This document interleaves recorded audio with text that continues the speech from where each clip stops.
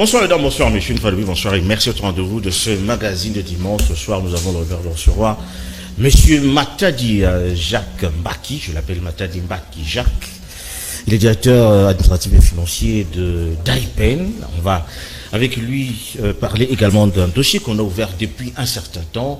Plusieurs interventions, y compris celle de monsieur Matadi Mbaki Jacques. Avec lui, on va parler de détournement de fonds et puis quelques allégations, n'est-ce pas, par rapport à cette entreprise. Alors, nous allons également évoquer l'actualité, comme d'habitude, qui a sévi en République démocratique du Congo. Donc, plusieurs points seront abordés dans ce magazine. Bonsoir, monsieur Matadi Mbaki Jacques. Je l'appelle monsieur Jacques Matadi.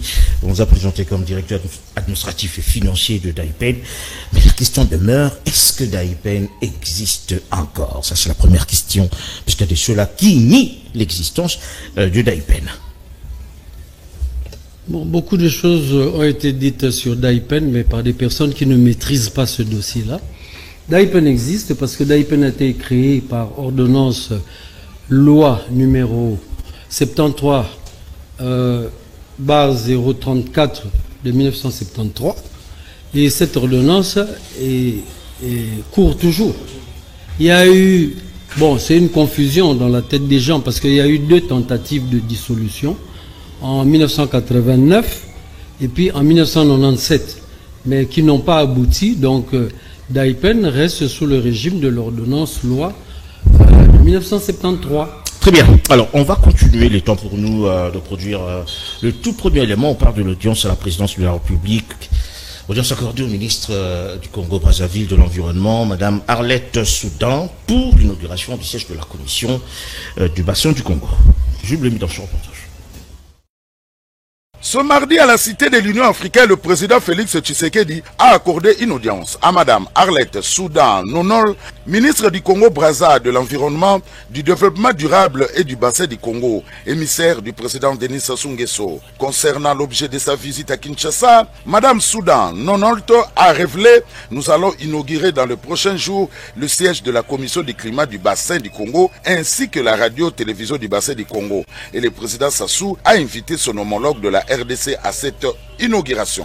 Le président de la République souhaitait également une fois de plus inviter son homologue de la RDC à venir le rejoindre pour cette inauguration. Ils ont également en commun un institut sur le climat qui sera implanté ici en République démocratique du Congo. Nous avons également ici, dans le cadre de l'initiative mondiale pour les tourbières, des initiatives d'une université également qui devraient être implantées ici. Et donc je suis venu porter ces différents messages auprès de son homologue et frère, le président Antoine Tshisekedi, de la part du président Denis Sassou Nguesso. De son côté, Madame Stéphanie Mbombo, ministre déléguée en charge de la nouvelle économie du climat, a souligné que le président Tshisekedi est prêt à accompagner ses homologues du bassin du Congo en vue de la définition de la stratégie régionale pour le financement climatique. La commission du bassin du Congo au sein de l'Union africaine est un organe suprême au niveau continental qui s'occupera des questions du climat et des questions liées à l'économie du climat. Ce qui est très important pour nous, étant donné que nous avons plus de 62% de forêts des bassins du Congo. Donc nous devons jouer un rôle moteur dans cette commission. Et le président de la République est prêt à accompagner ses homologues du bassin du Congo pour que cette commission puisse atteindre ses objectifs, qui est vraiment de définir ensemble notre stratégie régionale de financement climatique. Nous voulons ici, par l'économie du climat, aller en dehors de chantiers battus, c'est-à-dire quitter le domaine de l'aide et de mendicité dans le climat, mais plutôt développer une économie climatique dont nous avons les ressources naturelles. On reste dans le même chapitre pour dire que Madame Arlette Soudan s'est également rendue au ministère de l'Environnement. Il a été accueilli par Madame Eve Bazaïba, ministre de l'Environnement. Image au commentaire. Madame la ministre d'État, oui, vraiment, c'est tout un honneur de venir ici. Le tambour renouvelé. En séjour à Kinshasa, en République démocratique du Congo, pour participer à la 20e réunion de partie du partenariat pour les forêts du bassin du Congo, la ministre de l'Environnement et du Climat du bassin du Congo a échangé le mardi 4 juin 2024 avec la ministre d'État, ministre de l'Environnement et du Développement durable de la RDC. Les entretiens entre F. Bazaïba Massoudi et Arlette Soudan Nonoult ont tourné autour des enjeux et défis liés à la problématique de l'environnement et du climat. Les deux pays partagent en commun des ressources importantes, notamment les tourbières et les forêts, qui contribuent à travers leurs services écosystémiques à la lutte contre les changements climatiques au monde, a relevé la ministre d'État F. Bazaïba à l'issue de l'entretien. Le monde entier, nous avons adopté les objectifs de développement durable et le 17e objectif parle de partenariat gagnant-gagnant. Les partenaires de leur côté tiennent compte aussi des engagements par rapport à la lutte contre les changements climatiques. Et là, on se base plus sur les questions de la compensation des services rendus par nos forêts et on parle plus des questions de finances climat. Arlette Soudan Nonoult est également porteuse du message officiel du président de la République du Congo, Denis Sassou Nguesso, à son homologue RD congolais, Félix Antoine Tshisekedi. Les deux ministres ont donc eu des discussions techniques en amont avant la rencontre avec le chef de l'État de la République démocratique du Congo. Par ailleurs, F. Bazaïba et Arlette Soudan se sont accordés sur la nécessité de la mise en place des stratégies en synergie pour capitaliser le résultat des assises de la 20e réunion du partenariat pour le forêt du bassin du Congo à Kinshasa. Il s'agit de pousser à l'application des objectifs du développement durable qui passent par des partenariats gagnant-gagnant entre les parties prenantes engagées et la gestion durable des ressources forestières du bassin du Congo. Ce patrimoine qui appartient aux deux Congos a besoin des fonds pour les conserver pour le reste de l'humanité. Bien avant cet entretien, F. Bazaïba a reçu le directeur général de l'International and Rotan Organization, Teshome Toga Shanaka. Le développement de la filière bambou et rotin avec tous ses dérivés en était l'objet des discussions.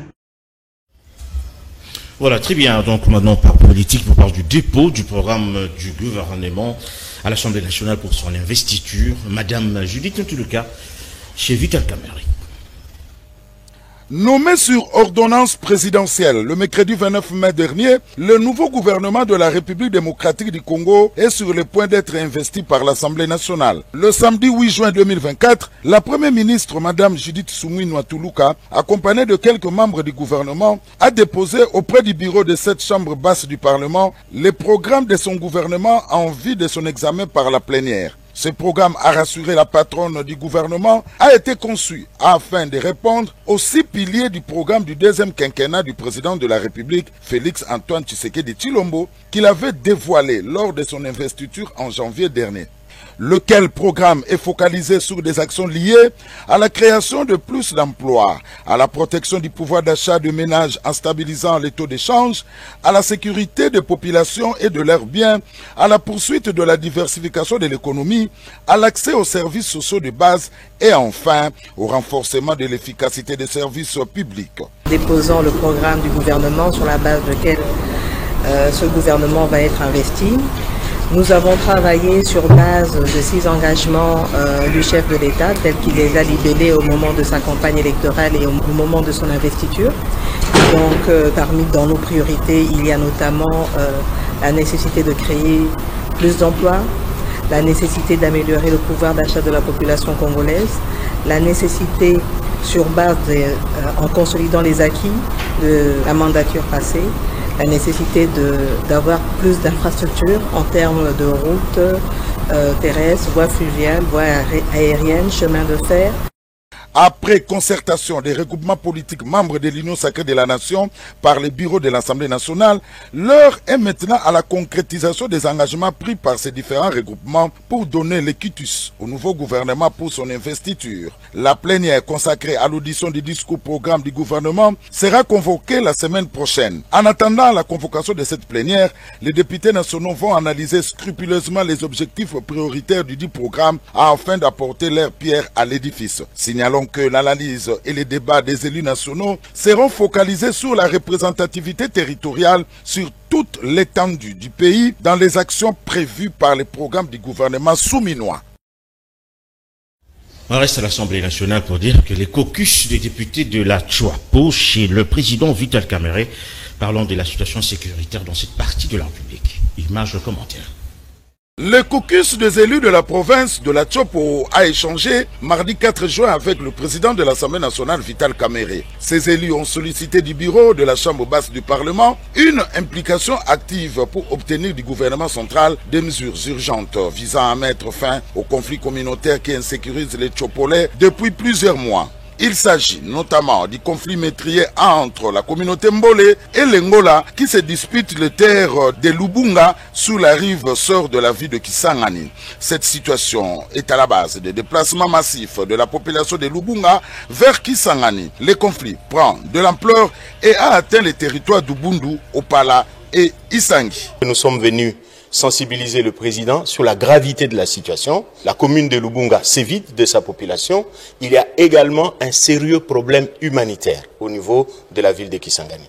Donc tous ceux qui fuient les affres de ces troubles au niveau de la rive gauche à Lubunga traversent de l'autre côté de la rive et il y a plus ou moins 100 000 personnes qui sont dans des conditions très difficiles et inhumaines. Nous avons eu heureusement une oreille attentive et de la part du président qui nous a promis de faire un plaidoyer également auprès du chef de l'État pour qu'on adresse ce problème avant qu'il ne devienne ingérable. Réagissant à ces différentes doléances, le président Vital Kamerhe a pris acte de ces suggestions et a promis d'en faire part au chef de l'État, Félix Antoine Tshisekedi Tshilombo, comme il a fait pour la question du Nord Kivu lors de l'audience qu'il lui a accordée le lundi 3 juin. Il a rappelé que lors de son passage à Kisangani, alors qu'il était en campagne pour la réélection du président Félix Antoine Tshisekedi, il avait suggéré que les communautés locales, la société civile et les autorités politiques locales puissent se mettre ensemble pour rédiger le terme de référence d'un forum sur la paix dans la Tchopo pour permettre au président Félix Tshisekedi et au bureau de l'Assemblée nationale d'avoir un document de base. Vital Kamerhe a par ailleurs annoncé une mission humanitaire de l'Assemblée nationale dans les tout prochains jours pour non seulement assister les victimes mais aussi s'enquérir de la situation sur terrain avant d'en débattre à l'hémicycle. Toujours à l'Assemblée nationale, il faut dire que les députés de l'Ituri chez Vital Kamerhe, l'insécurité dans cette partie de la République était au centre du débat. Image de commentaire. Le mercredi 5 juin 2024, les caucus des députés nationaux de cette partie du pays ont exposé leur mémorandum au speaker de la Chambre basse du Parlement, le professeur Vital Kamerhe. Suivant cet exposé fait par l'honorable Daniel Ouyewa, président de cette délégation, les problèmes majeurs dont souffre l'Ituri est sécuritaire. Les territoires de Mahagi connaissent une crise humanitaire énorme avec la présence de plusieurs déplacés internes causés par l'activisme des groupes armés Déco.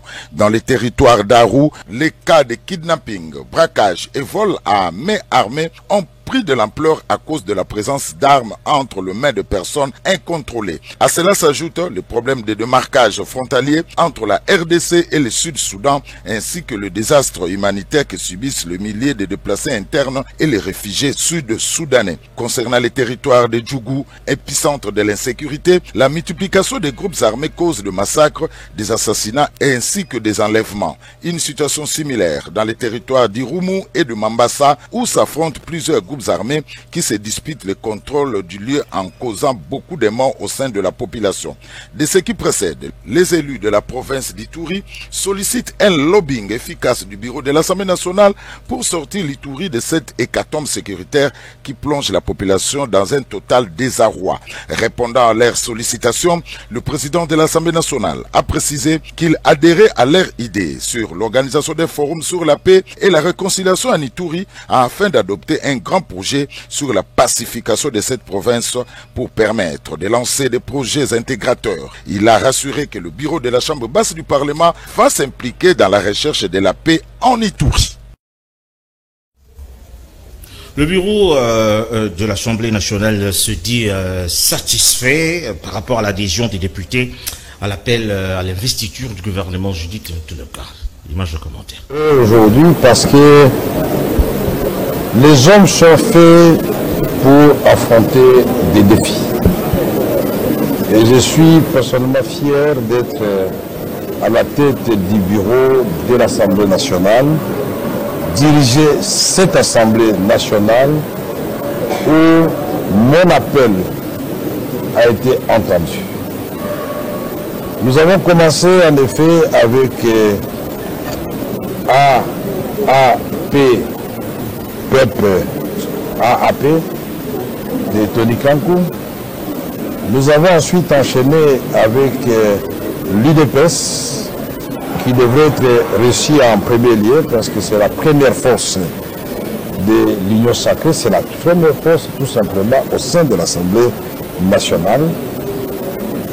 Nous avons reçu ensuite AB50 de président Julien Paluku.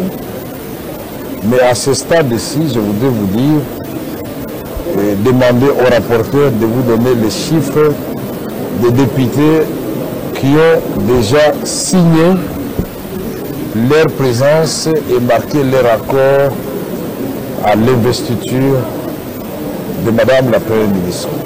C'est cela aussi être des hommes d'État qui sont capables de sursaut patriotiques d'oublier leurs intérêts personnels pour privilégier l'intérêt général de notre peuple. Je ne reviendrai pas sur la question à tout moment qui souffre non seulement par la guerre vous imposée, l'insécurité presque généralisée, mais la pauvreté endémique. Tout cela, nous devons rapidement mettre en place le gouvernement de la République pour que ce dernier puisse répondre aux attentes de notre population sous le leadership de son Excellence, Monsieur le Président de la République, Félix Antoine Tshisekedi Tshilombo. Je le remercie de m'avoir reçu hier et accepter mes propositions et me donner des orientations pour finaliser cette démarche. On clôture finalement ce dossier de l'Assemblée nationale pour dire que les députés honoraires ont été reçus par le président de cette Assemblée, Vital Kamerhe. Ils réclament leurs arriérés de salaire. Image de commentaire. Le vendredi 7 juin, une importante délégation des députés honoraires de la législature 2018-2023, conduite par l'honorable Willy Bolio, est venue rencontrer le président de l'Assemblée nationale, le professeur Vital Kamerhe, pour lui présenter leurs doléances restées en suspens depuis la fin de la législature passée. Il s'agit notamment du dossier lié à leur rémunération et au remboursement des titres de voyage de fin de session qui sont restés impayés. À cela s'ajoutent des problèmes individuels de certains députés. Quant à leur situation sociale, ils ont sollicité le soutien du président de la Chambre basse du Parlement afin de s'impliquer pour que les députés honoraires retrouvent leur honorabilité face au service de l'État car, disent-ils, ils ont constaté que de plus en plus les avantages liés à leur rang de parlementaires ont tendance à être effacés à chaque fin de législature, y compris celle qui les concerne, à savoir la législature 2018-2023. Par ailleurs, ils ont sollicité que le président Vital Kamerhe intervienne pour que, parmi eux, ceux qui sont éligibles à la prise en charge de la sécurité sociale des parlementaires puissent jouir de leurs droits. Le président Vital Kamerhe a été réceptif à 100% à toutes leurs revendications et a instruit la questure de se pencher minutieusement sur ces questions afin de remettre les honorables députés honoraires dans leurs droits. Nous avons beaucoup de problèmes, notamment les problèmes liés à nos droits arriérés qui doivent nous être payés. Il y a des problèmes d'ordre administratif liés à nos passeports diplomatiques qui sont inspirés. Il y a des problèmes liés aux autorisations de sortie. Lorsque nous devons nous déplacer avec des passeports diplomatiques, il faut nécessairement avoir des autorisations de sortie. Et tous ces genres de problèmes avec les problèmes des soins médicaux, des prises en charge. Et donc, tous les problèmes sont consignés dans notre mémorandum et nous les avons transmis au président de l'Assemblée nationale. Voilà, je suis à vous. Monsieur Jacques Matadi, il faut quand même dire que vous êtes directeur financier, administratif financier au sein d'AIPEN. Vous avez dit que d'AIPEN existe bel et bien. Il y a eu tentative quand même de dissolution. Ça n'a pas marché comme vous avez dit. Mais il faut dire qu'aujourd'hui, il y a malaise finalement de cette entreprise. La première question, quels sont vos rapports avec l'actuel chargé de mission de cette entreprise? Bon, il y a un chargé de mission, je le cite, il doit s'appeler M. Kazambou, si j'ai bonne mémoire. Il est chargé de mission, mais quand vous lisez l'ordonnance qui crée d'AIPEN, le chargé de mission, c'est un délégué du président de la République. Et l'ordonnance, dans son article, parce qu'il y a une chose qu'il faut expliquer. d'AIPEN est un établissement public soumis au contrôle du chef de l'État, mais qui a une personnalité juridique distincte du bureau du président, de la maison civile, maison militaire, le dispensaire de l'OUA, la clinique de l'OUA, journal officiel, réserve stratégique, etc. Okay. Maintenant, l'ordonnance loi dit que d'AIPEN est géré par un directeur général. Il a tout pouvoir de gérer. Et le président exerce, c'est à l'article 21, son pouvoir de contrôle par un délégué. Donc si M. Kazambou est chargé de mission, c'est que c'est un agent de la présidence, donc du bureau du président, qui vient à d'AIPEN comme pour le contrôle. Mais ce n'est pas un agent de d'AIPEN. Alors finalement, vous voulez dire qu'il y a un directeur général, il y a un, je ne sais pas moi, un directeur général adjoint, il y a toute la direction financière qu'on sort à d'AIPEN. Alors, où est-ce que vous travaillez finalement? Parce que le bureau soit occupé par le comité de gestion aujourd'hui. Il y a une précision là. Le directeur général de d'AIPEN, feu M. Kabea, paix à son âme, est décédé en 1993. Nous n'avons jamais eu un directeur général adjoint. Et la nomination d'un directeur général dépend du pouvoir discrétionnaire du chef de l'État. Donc ça, ce n'est pas notre problème.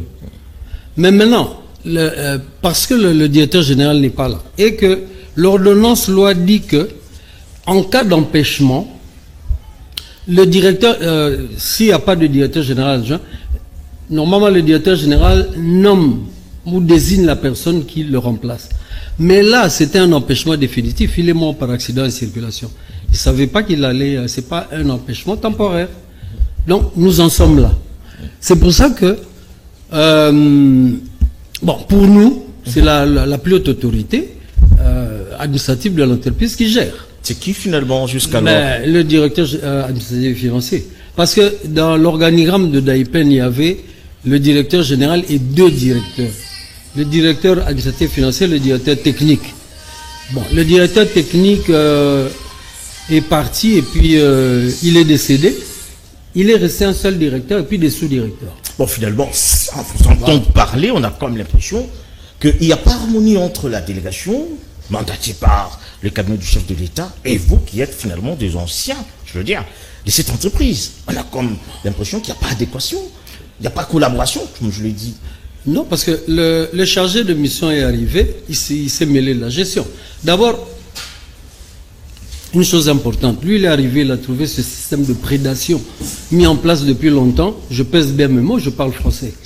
C'est un système de prédation qui a été mis en place depuis les années 2000. Bon, j'ai un document ici, Présidence de la République, tableau synthèse des grandes masses de rémunération. Avec ce document, vous verrez que à l'article... Au chapitre 10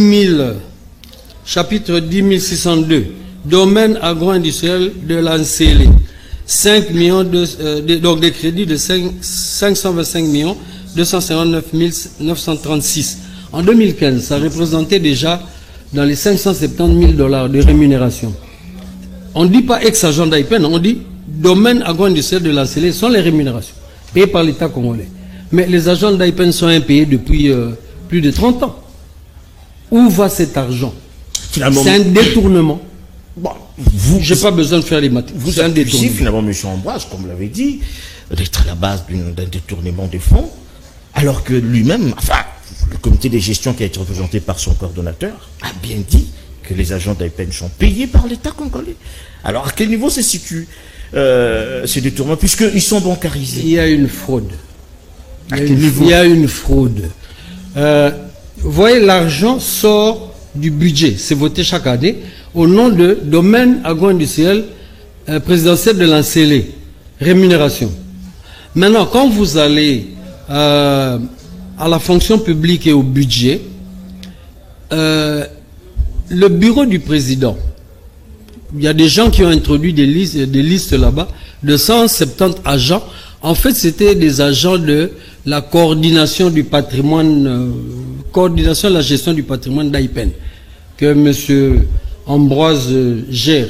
Parce que finalement, on ne sait pas, il est chargé de mission, il est coordonnateur du patrimoine, il est mandataire, comme j'ai vu dans un autre document, et là-bas. Et dans l'ordonnance loi, il n'y a que le directeur général. C'est lui qui engage, c'est lui qui détermine le statut financier des agents, c'est lui qui revoque. Donc, en fait, comment ça fonctionne? Vous avez le président de la République qui est le mandant. Donc, disons, c'est lui qui est... C'est les ordonnances, finalement, qui nomment... Oui, par ordonnance, loi. Il est le mandant. Lui, il nomme et révoque le directeur général et le directeur général adjoint. Une fois que ces personnes sont mises en place et qu'elles remplissent leur devoir, le président de la République a un rôle de contrôle et il le fait par son délégué. Alors maintenant... En quoi finalement ce contrôle vous gêne? Puisque bon, ils sont mandatés par le cabinet du chef de l'État. À quel niveau ça vous gêne finalement ce contrôle? Non, moi le contrôle ne me gêne pas du tout parce que je suis à l'IGF. Je suis allé à l'IGF pour demander un audit. Non, on veut comprendre parce que vous dites qu'il y a détournement.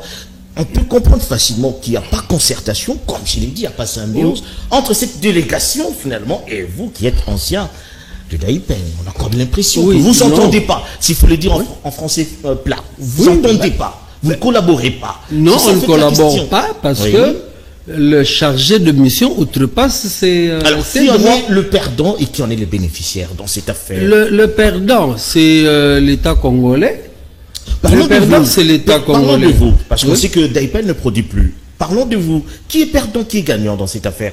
Est-ce que c'est M. Kazambo et son comité qui bénéficient finalement, ou c'est vous qui êtes ancien, je ne sais pas moi, ou directeur financier de d'Aipen, si ça existe encore? Puisqu'on va prendre un élément de M. Robert Itengo.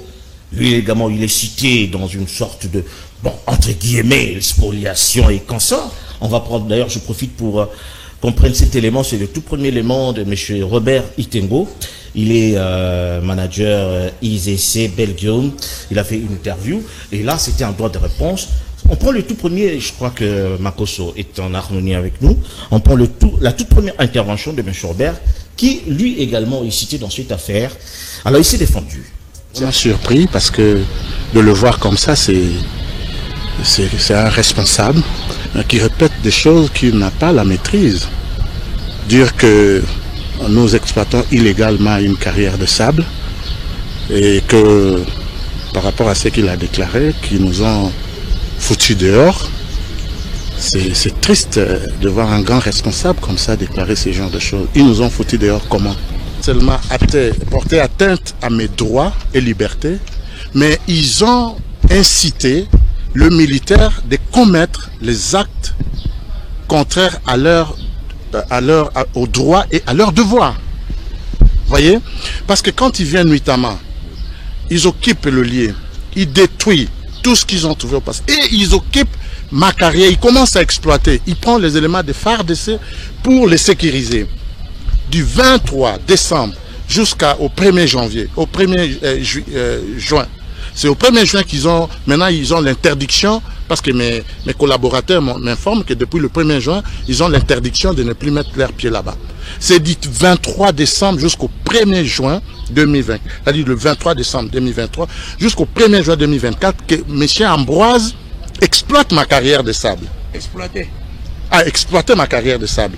Et son coordonnateur a bien reconnu ici que l'argent de ces carrières de sable a bénéficié, a aidé au fonctionnement de ces conglomérats que je refuse de nommer. Je dis bien conglomérats, que je refuse de nommer. C'est avec l'argent de mon investissement, de ma carrière, que le fonctionnement de ce qu'Ambroise a mis en place, que je ne connais pas, parce que le droit il n'a pas de preuve pour dire qu'il y a l'ordonnance pour ex-Daipen ou nouveau Daipen ou Daipen new model ou quoi. C'est lui-même Ambroise. Si je veux voir l'inspecteur Alinguetti, mais galant retard et l'abisso, recette voilà. Voilà, là c'était M. Robert Itembo. Vous avez dit que vous ne le reconnaissez pas, mais il est également cité dans cette affaire de spoliation. Il dirait qu'il occupe un espace important, en communion avec le chef de terre, M. Martin Létat, que vous devez sûrement connaître, puisque bon, il est chef coutumier de là. Alors, bon, c'est étonnant quand même que vous ne reconnaissez pas certains, alors qu'ils sont dans la marmite, enfin, ils ont leur main dans cette marmite. Alors, M. Matadi, tout à l'heure là, j'ai aimé, parce que vous avez bougé la tête, quand il dit que M. Ambroise a fait ceci. Tout est au conditionnel, hein, parce que bon, il n'y a pas de preuve, hein, il n'y a pas de preuve. C'est à vous finalement de nous dire si réellement M. Ambroise met mal à l'aise finalement Daipen et ses sociétaires. Oui, hein, je crois il y a une chose qu'il faut préciser. Quand on parle du domaine de l'Ancélé, domaine présidentiel de l'Ancélé, en réalité il y a trois entités. Il y a le domaine agro-industriel présidentiel de l'Ancélé qui s'occupe de la production de produits alimentaires, dans les œufs, les poules, les porcs, etc. Et de la transformation de certains, jus d'ananas, tomates, etc. Ça se vous fait avez encore, le CHP. Ça se fait encore, il faut le dire? Non. Ouais. À cause justement de ces interférences du bureau du président. Parce que nous tous, nous sommes la présidence. Mais ils ont un partenaire qui produit, on a comme l'impression. Ça, c'est LR Group qui a son contrat que j'ai jamais lu, c'est pas eux. Ça, ce n'est pas eux, ils n'ont jamais produit un seul œuf. Avec quoi finalement vous vivez, vous, Daipen, aujourd'hui? Il faut préciser. La deuxième partie, je voudrais terminer, ça c'est important. Faut le dire. La deuxième partie, c'est la cité historique du parti, où vous avez la restauration, la piscine, etc., etc. Le DG de Daipen dépend du président de la République, pas de la présidente, du président de la République. Il n'y a pas de DG aujourd'hui. Le DG de la cité historique du parti dépend de la maison civile du chef de l'État. Et c'est le responsable de la maison civile qui dépend du chef de l'État. Alors la troisième partie, c'est le parc. Là, je ne maîtrise pas très bien, mais le parc dépend du ministère du Tourisme, si j'ai bonne souvenance. Alors moi, je prends la partie Daipen. Pour la partie Daipen, j'ai spécifié que Daipen, c'est un directeur général qui gère Daipen et que les autres, le délégué du président a un rôle de contrôle. Maintenant, qu'est-ce qui s'est fait? Lorsque le DG mort, plutôt que le bureau mais on vous a délégué quelqu'un qui a le rôle de contrôle et qui veut rayonner finalement cette entreprise qui est apparemment en faillite. Pourquoi vous ne voulez pas collaborer avec M. Ambroise Kazambou et vous le pointez du doigt à chaque fois? C'est ça en fait la question. Mais, monsieur, il vous gêne à quel niveau? Vous ne répondez peut-être pas à cette... Vous parlez des tournements, peut-être vous avez des preuves. Mais il vous gêne à quel niveau? On ne comprend pas. Non, moi je voudrais qu'on parle d'abord de l'entreprise. Ok? Je voudrais qu'on parle d'abord de l'entreprise et des personnes. Bon, d'accord. Oui. Et parlons de M. Moi, je vais au fond des choses. Oui. Hein? Je vais au fond des choses. J'accuse M. Ambroise de détournement parce que c'est la personne que moi je vois. Derrière lui, je ne sais pas qu'est-ce qu'il y a. Je l'accuse de détournement, des rémunérations. Le tableau est là. Je l'accuse de spoliation des terres. Il a spolié quelles terres? Les terres de Daipen, directement, indirectement. Je l'accuse de spoliation des équipements et des infrastructures. Et dernièrement, je l'accuse d'incitation des militaires à commettre des actes contraires aux lois. Il a fait enlever un de mes agents, l'ingénieur Lumande, qui a été détenu pendant 5 jours à Kibomango. Et on a essayé aussi d'enlever une orpheline, Baokenda. Bon, on n'a pas pu la voir. Très bien. Et pendant 2-3 jours, la GR est venue terroriser le camp. Et c'est sous l'instigation de M. Ambroise. Pour ça, nous sommes à l'auditoire supérieur militaire. Bon, en fait, moi, j'avais vu... s'il vous plaît, j'avais vu un document que M. Joseph Pinda nous a montré, que le chef de l'État a mandaté M. Ambroise pour la relance, finalement, de cette entreprise. C'est-à-dire que le chef de l'État lui-même sait également que l'entreprise connaît beaucoup de difficultés. Il est là pour la relance, finalement, de cette entreprise, M. Kazambou. Mais on a comme l'impression que c'est peut-être vous qui ne voulez pas de la relance de cette entreprise. Apparemment, vous lui fermez les portes. Nous avons relancé Daipen. Nous avons produit. Et le marché était inondé ici, c'est pas des racontages. C'est en quelle année? Ça, c'est à l'époque du maréchal. Peu importe. Vous savez, le dossier Daipen, c'est un dossier pour lequel on doit s'asseoir et lire les textes. Eux, je crois qu'ils lisent pas bien le français, ils ne le comprennent pas. Hein? Parce que le texte ici, il est très facile. Monsieur Ambroise a un rôle de contrôle. Et puis, les documents qui se brandissent de loin, là, je l'ai ici.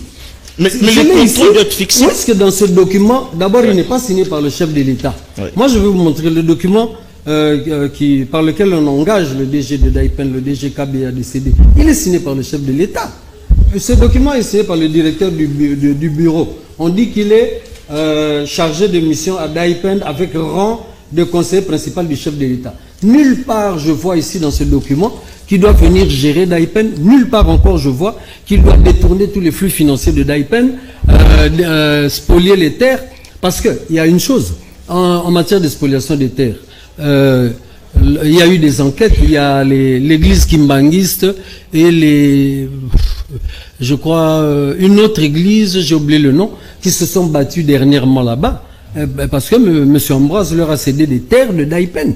Ces gens sont là. Alors, et moi, je suis chez le procureur. Ouais. Moi, j'étais chez le procureur de la République parce que ce sont des faits infractionnels. Et depuis qu'on est là, ouais. M. Ambroise se défile, il ne vient pas. Il est assisté par M. Biwaya. M. Biwaya est un sous-directeur commercial. Il n'est même pas dans l'administration. Très bien. Pardon. Ouais. Monsieur Biwaya se fait passer pour directeur, c'est écrit, et représentant représentant donc du directeur général, donc de l'employeur. Ouais. Je l'ai aussi accusé chez le procureur, depuis ils ne viennent pas. Alors, ils viennent traiter les affaires de l'État à la télévision, mais ils devraient produire des œufs et créer des emplois. Non, ils viennent traiter les affaires de l'État à la télévision et ils essayent de me vilipender. Ils disent que je ne travaille plus, je suis un ancien. Qu'ils me montrent un document où moi on a interrompu mon contrat. D'abord, tous les agents de Daipen ont un contrat de travail à durée indéterminée. Ok? Et aucun des contrats n'a été revoqué. Je sais seulement qu'il y a un certain monsieur Kombo qui fait partie de leur équipe, qui lui a été révoqué par le conseiller Kambila parce qu'il avait détourné des fonds. Mais vous touchez votre salaire finalement? Mais non, on ne touche pas notre salaire. C'est ce que je suis en train de dire. L'argent sort au budget de l'État sous le nom de Daipen, et Daipen c'est 435 agents. Mais là-bas, d'ailleurs j'ai écrit aussi au vice-premier ministre de la fonction publique, mais là-bas ils ont substitué la liste des agents d'Aipen, les 435, par une liste de 170 agents qui au départ étaient des agents de coordination du patrimoine, de la gestion d'Aipen. Il y a des cas de décès quand même, ça il faut reconnaître, administrativement parlant. Il y a eu de décès également, c'est-à-dire sur les 400 d'hier, aujourd'hui peut-être ils en sont à 170 et ils sont en train de mener des enquêtes pour voir comment est-ce que... Parce que M. Pinda l'avait dit ici. Alors je mérite qu'on prenne encore l'intervention de M. Robert Itengo, lui qui ne reconnaît pas l'existence de Daipen. C'est quand même quelque chose de très important. Il a dit ça en lingala. Alors je mérite quand même qu'on prenne. D'abord, Serge Marcos. L'État faut changer de décision. Moutoumon quoi koki kotia pression na Conseil d'État azaté. Conseil d'État est une institution mounene et la justice en boka na biso. Bakoki ko influencer yango te na ba décision ndenge bazolo ba topé si bango ordre. Oyo azolo banabino bongo akosi bino. Bayaki en basali requête en modification, mais M. Ambroise azali na qualité te, parce que ni le directeur général, il y a entreprise moko songolo na mboka oyo. Titre nae a chargé de mission, ezali décision lettre oyo EPC titre wana, ezali lettre outil na cabinet, ezali décision interne à cabinet. Ils ont payé pouvoir te à coester en justice au nom d'un établissement public. Parce qu'il n'y a ni membre du conseil d'administration, ni directeur général ou directeur général adjoint. Vous continuez à couper ça. Président de la République, confiance au place qui panae, surtout mingi mingi na bande quoi diaspora, message oyo et ils ont qu'une naissance que spolier bande quoi diaspora, botoli bango, projet na bango, mapangu na bango, mbongo oya pasi to mona kana poto pona ko luka, koya ko somba moi mabele pona ko préparer vieillesse na biso en Afrique, botola yango na monsieur Ambroise Kazambu, soi-disant conseiller principal et chef de l'État, DG ou chargé de mission à Daipen. Daipen est à la Kalissu Souté, Azap, son Akimia. Pour ma carrière à Sable. Voilà, très bien. Donc, c'est important quand même d'avoir un son de cloche également de l'autre côté, parce que bon, j'ai signalé également qu'il y a M. Benjamin Nyakalala qui va également intervenir, parce que c'est lui qui avait enclenché ces hostilités, je l'appelle comme ça. Donc il va également intervenir à la fin de ce magazine. Nous sommes pratiquement en train de chuter. Alors, j'aimerais que vous puissiez prendre la parole pendant 30 secondes pour que vous puissiez nous dire réellement votre souci par rapport à ce dossier. Mon souci, je parle en tant que la plus haute autorité administrative de Daipen, hein. Mon souci, c'est que le bureau du président arrête d'interférer dans la gestion de Daipen. Ce n'est pas le bureau, des individus dans le bureau du président arrêtent d'interférer dans la gestion de Daipen, qu'ils fassent leur part, c'est-à-dire le contrôle. Et qu'ils attendent. Le monsieur qui a parlé là, bon, il ne maîtrise pas le dossier, il parle de conseil d'administration. À Daipen, il n'y a pas un conseil d'administration. C'est un établissement public. À la place du conseil d'administration, il y a le président de la République. Donc, il parle de choses qu'il ne maîtrise pas. Moi, je ne vais pas entrer dans leur débat eux, quand ils parlent de spoliation, ils parlent de spoliation des terres chez eux, là.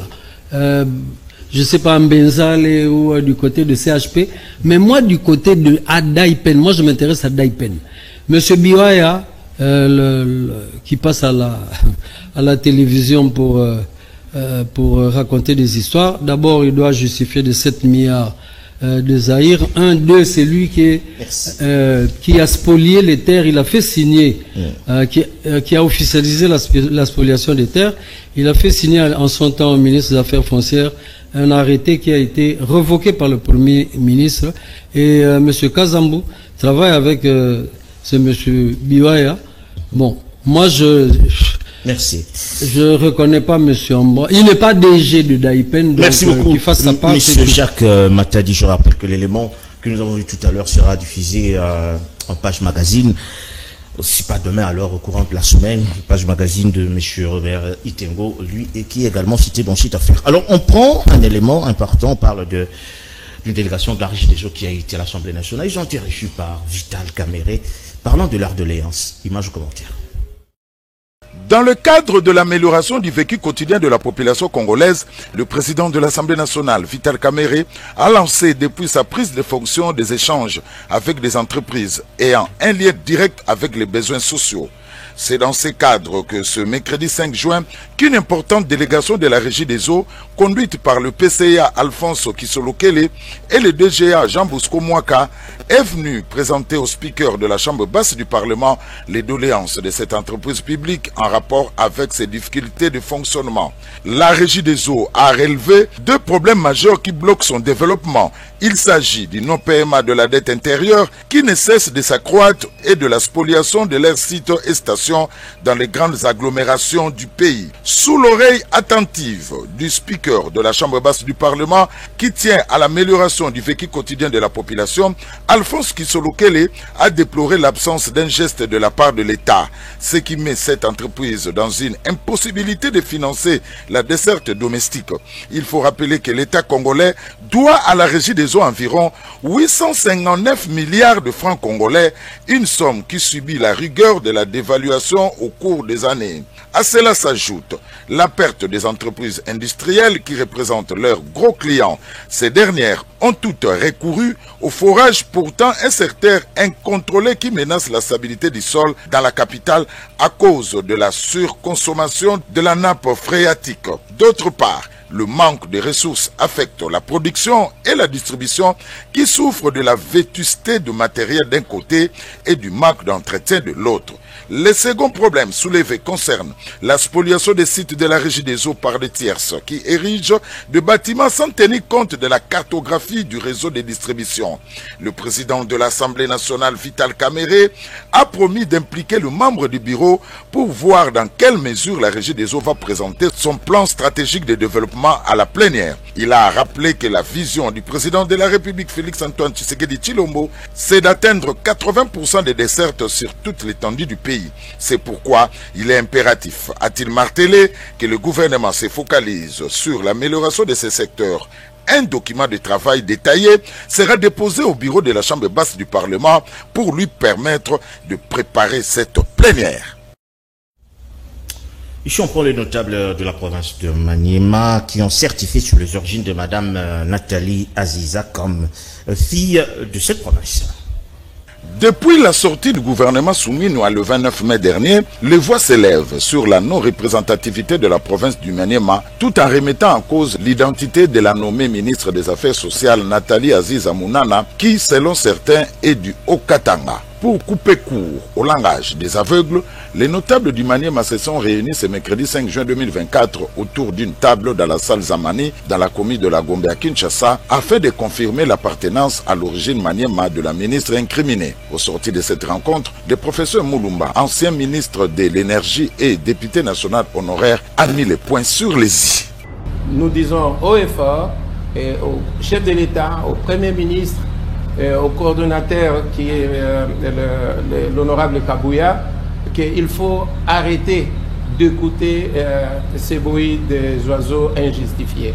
Je voudrais tout simplement confirmer que Son Excellence Madame Aziza Mounana est la fille de Papa Calix, Amissi Mounana, du territoire de Kabamba. Bon, voilà, nous avons dans ce studio, M. Benjamin Yakalala, nous sommes pratiquement en train de chuter. Nous avons reçu M. Jacques Matadi. Il est, j'ai déclaré être directeur administratif et financier de DAIPEN, alors que vous êtes agent dans cette entreprise. Certes, vous ne connaissez peut-être pas, mais il vous est reproché beaucoup de choses, vous particulièrement, parce qu'on vous a cité nommément par monsieur le coordonnateur Joseph Mpinda comme étant déserteur, et vous ne faites plus partie de l'entreprise, donc vous n'avez pas l'autorisation de parler au nom de DAIPEN. Alors, vous voulez un droit de réponse par rapport à cela? Merci beaucoup, monsieur le journaliste. Moi, je suis cadre à DAIPEN.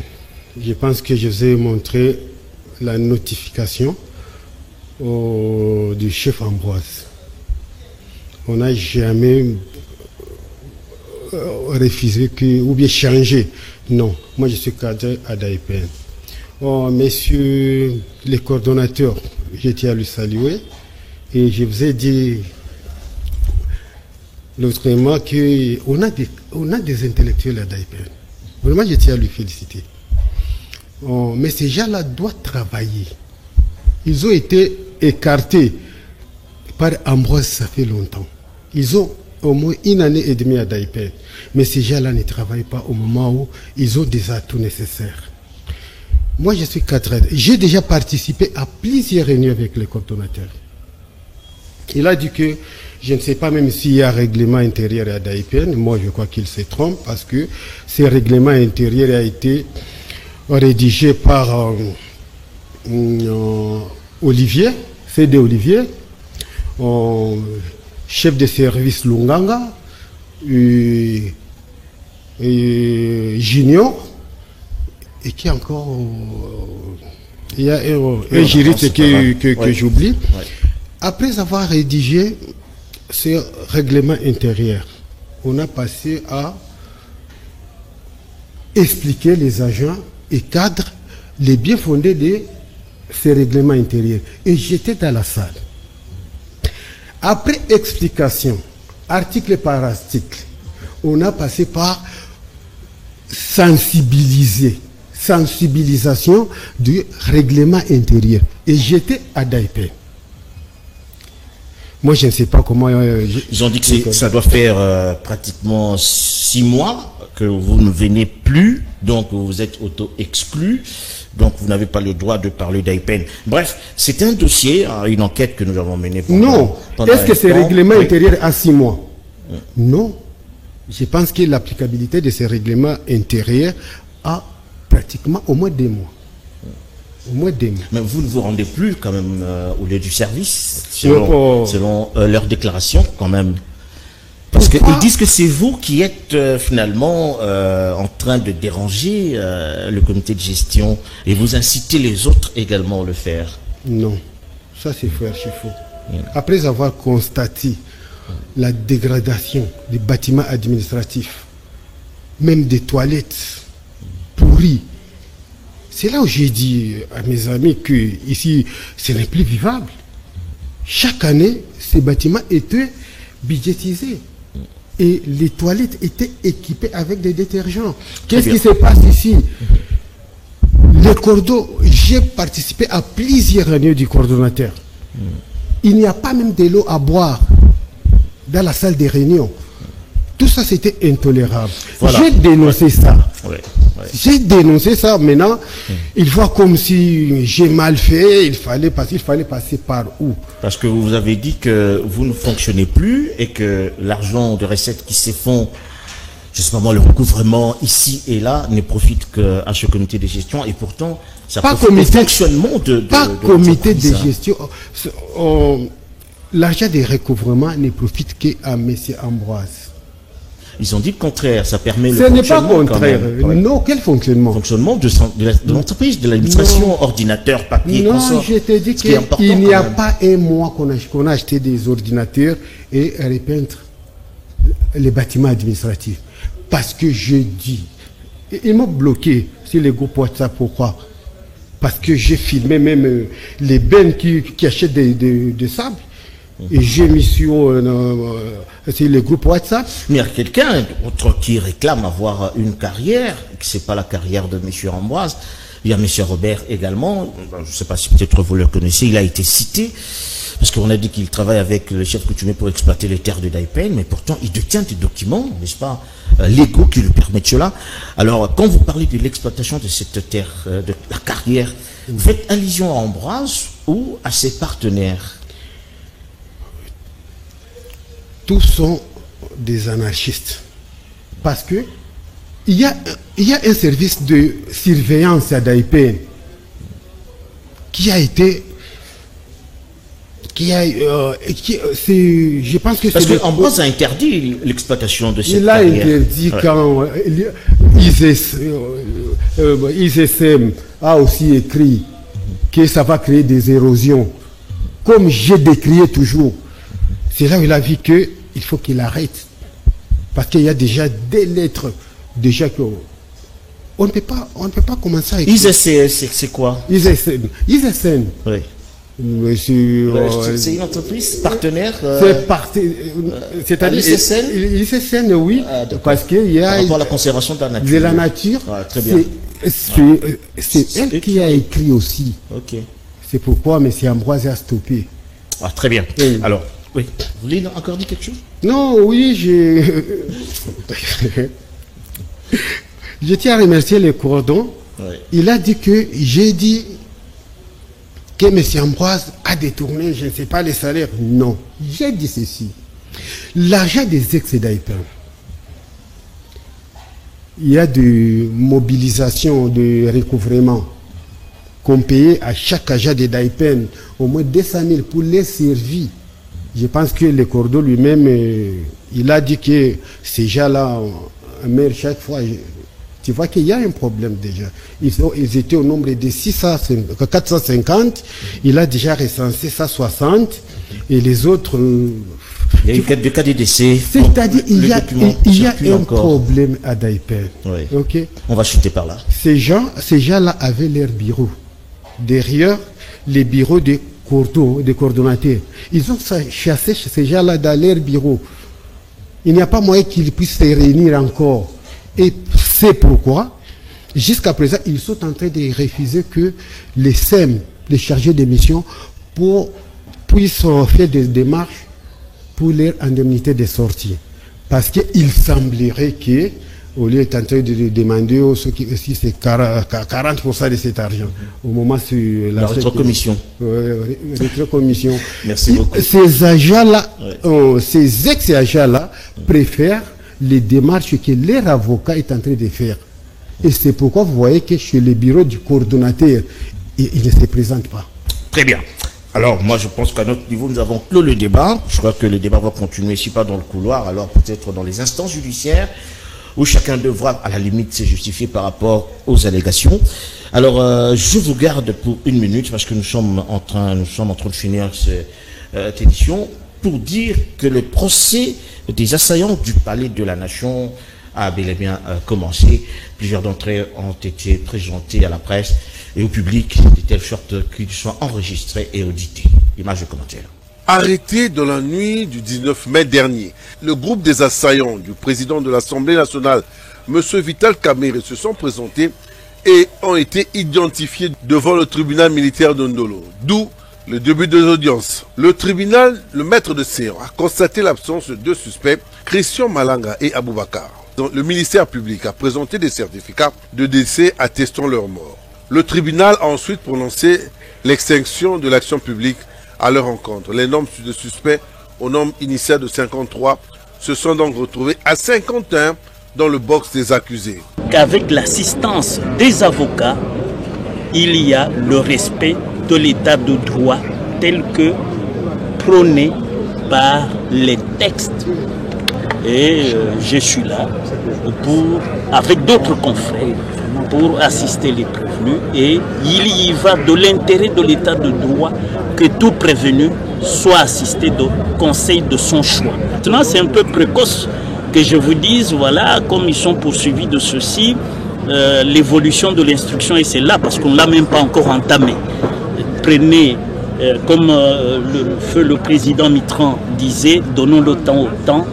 C'est pour cela que nous demanderons qu'on nous donne le temps d'accéder au dossier pour lire les différentes déclarations de nos clients avant la saisine du tribunal militaire. Il faut noter que la reprise de ce procès sera le vendredi prochain au même lieu, donc à la prison de Ndolo.